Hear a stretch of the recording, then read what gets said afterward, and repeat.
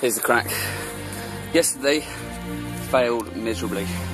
Lighter decided to not work, and then these Indian matches I had, could not even get them sparked, so I was basically stuck in the woods with no fire, which has sort of sparked the realisation that I should carry maybe firelighters or a bit of newspaper, so that when it is raining like it was yesterday, then I can definitely get something lit. But I mean, apart from that, I think if I'd collected the stuff I collected in the morning, then it would have dried out in my pockets throughout the day.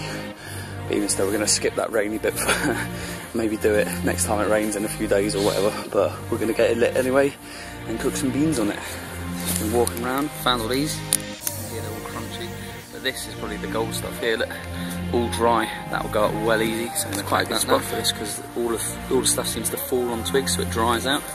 You can hear that, hear the crunch. That's what we're looking for.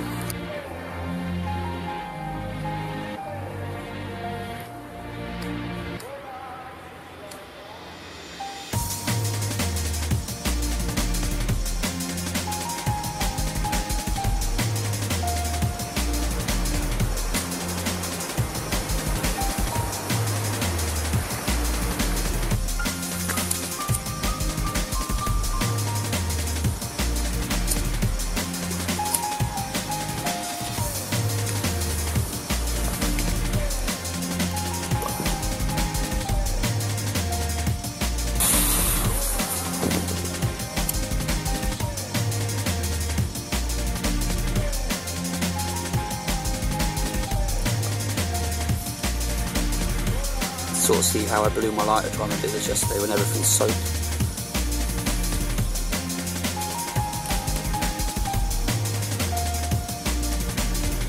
But the heat of while you're doing this will dry out everything at the same time.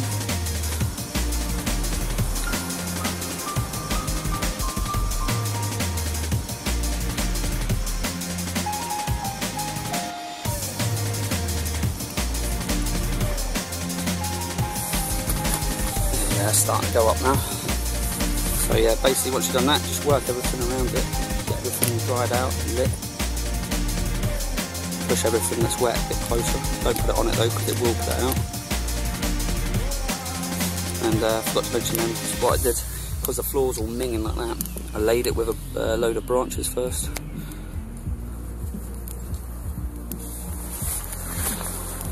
Alright, going to build on this and then come back to it. Right, as you can see, I've had to go back for a second batch of the light stuff. So my advice would be to get as much ignitionable dry stuff as possible at the start, and then you won't have to. You won't have to be saving the fire once it's gone out. So I'm going to work on getting this again now. More dry stuff, the better. Easy, it will go up. So make sure you've got plenty of it. And only once the fire's lit, go and collect the other stuff. So there you go, a couple of minutes of just farting around, just positioning the light stuff, then getting the heavier stuff, drying out the wet stuff, and that's what you got. But I am sort of cheating in the respect that this is a known environment to me, so I know where the bits and bobs are and where I can go and get them straight away if I need them. Obviously out in the field, in the middle of wherever, you know, I could only have like maybe dry grass and tiny twigs. I could be collecting for hours and drying them out in the tent if it's pissing down, like I said, you know. Obviously, you know, these things can take time. It could take up to an hour for me to light a fire one night. I might not be able to. So there is the realisation of days that I'm not going to have fire, or until I get really good at making it, obviously, which I should do. Right, so now, although that's not a booming fire, I'm still able to cook on. You don't need massive flames, you just need enough heat.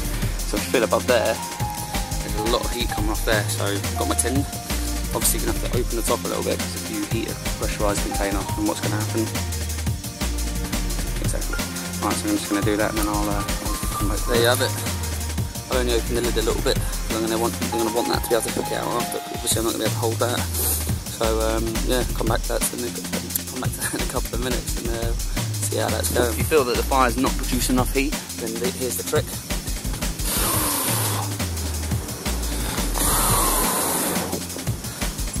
Up quite a bit, as you can see. Yes, one thing I just found out then, turned my back for 2 minutes, looked around and the can had fallen over. Luckily, because I had this half open, well, a tad open, not much came out and it didn't put the fire out, but ultimately keep an eye on it or make sure it's resting proper balanced. There you have it, all bubbling away now. Oh. See they cook. Time for me, that. Happy day.